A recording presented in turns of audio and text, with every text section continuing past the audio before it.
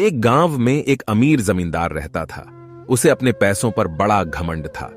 जितने अधिक पैसे उसके पास थे उतना ही वह कंजूस भी था। अपने खेतों में काम करने वाले किसानों से वह खूब काम करवाता, मगर पगार कौड़ी भर भी न देता। मजबूर गरीब किसान मन मारकर उसके खेत में काम करते। उसी गांव में रामू नामक एक किसान रहता था। उसके पास थोड़ी सी जमीन थी। उसी में खेती बाड़ी कर वह अपना और अपने परिवार का गुजारा चलाता था। रामू बड़ा मेहनती था। वह दिन भर अपने खेत में काम करता और अपनी मेहनत के दम पर इतनी फसल प्राप्त कर लेता कि अपने परिवार के लिए 2 वक्त की रोटी जुटा सके। गांव के बाकी किसानों के पास रामू के मुकाबले अधिक जमीनें थीं।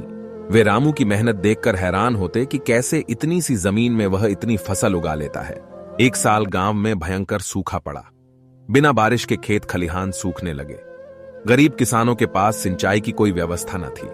वे सिंचाई के लिए बारिश पर ही निर्भर थे, इसलिए उनकी सारी फसल बर्बाद हो गई। रामू के साथ भी यही हुआ। अपने छोटे से खेत में वह किसी तरह अपने परिवार का पालन पोषण कर रहा था। अब उनके सामने भूखों मरने की नौबत आ गई। मजबूरी के जमींदार कंजूस तो था।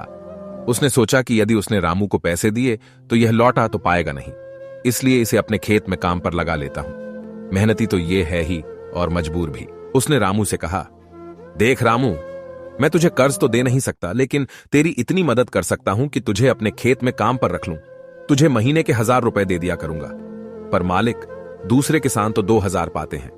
रामू बोला, करना है तो कर, वरना मेरे पास किसानों की कमी नहीं। जमींदार बोला। मजबूर रामू क्या करता? हामी भरकर घर लौट आया। अगले दिन से जमींदार के खेत में काम करने लगा। मेहनती तो वह था ही। वह खूब मेहनत और लगन से काम करता। उसने 4 महीने का काम 2 महीने में ही कर दिया। यह देख जमींदार बहुत खुश हुआ, लेकिन इसके मन में मक्कारी जाग उठी। उसने सोचा कि 4 महीने का काम तो इसने 2 ही महीने में कर दिया, क्यों ना इसे निकाल। मजबूर रामू क्या करता? हामी भरकर घर लौट आया। अगले दिन से जमींदार के खेत में काम करने लगा। मेहनती तो वह था ही। वह खूब मेहनत और लगन से काम करता। उसने 4 महीने का काम 2 महीने में ही कर दिया। यह देख जमींदार बहुत खुश हुआ, लेकिन इसके मन में मक्कारी जाग उठी। उसने सोचा कि 4 महीने का काम तो इसने 2 ही महीने में कर दिया, क्यों ना इसे निकाल।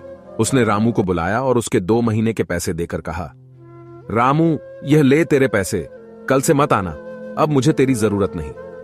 यह सुनकर रामू परेशान हो गया। बड़ी मुश्किल से उसका घर चल रहा था। अब अपने परिवार का भरण पोषण कैसे करेगा? वह जमींदार के सामने गिड़गिड़ाने लगा कि उसे काम से न निकाले, लेकिन जमींदार ने उसकी एक न सुनी और उसे काम से निकाल। उसने रामू से पूछा, क्या हुआ रामू, क्यों आया है? रामू जमींदार की पैरों पर गिर पड़ा और गिड़गिड़ाते हुए बोला, मुझ पर दया कीजिए मालिक, मुझे काम पर रख लीजिए, मेरा परिवार भूखा मर जाएगा। जमींदार ने उसकी एक न सुनी और उसे धक्के मार के वहां से निकाल दिया। रामू उस समय तो वहां से चला गया, लेकिन अगली सुबह फिर सेठ के घर के सामने जाकर बैठ गया। अब से रोज यही क्रम चलने लगा। रामू रोज जमींदार के घर के सामने जाकर बैठ जाता और जमींदार उसे भगा देता। पूरे गांव में इस बात की चर्चा होने लगी। सब जमींदार को भला बुरा कहने लगे। तंग आकर जमींदार ने सोचा कि क्यों ना कुछ दिन परिवार सहित दूसरे गांव चला जाऊं। मुझे घर पर ना देखकर रामू यहां आना बंद कर देगा। अगले दिन वह परिवार सहित दूसरे गांव अपने रिश्तेदार के घर चला गया। 10-15 दिन रिश्तेदार के घर रहने के बाद जब वह अपने घर लौटा तो मोहन को अपने घर के सामने बैठा नहीं पाया।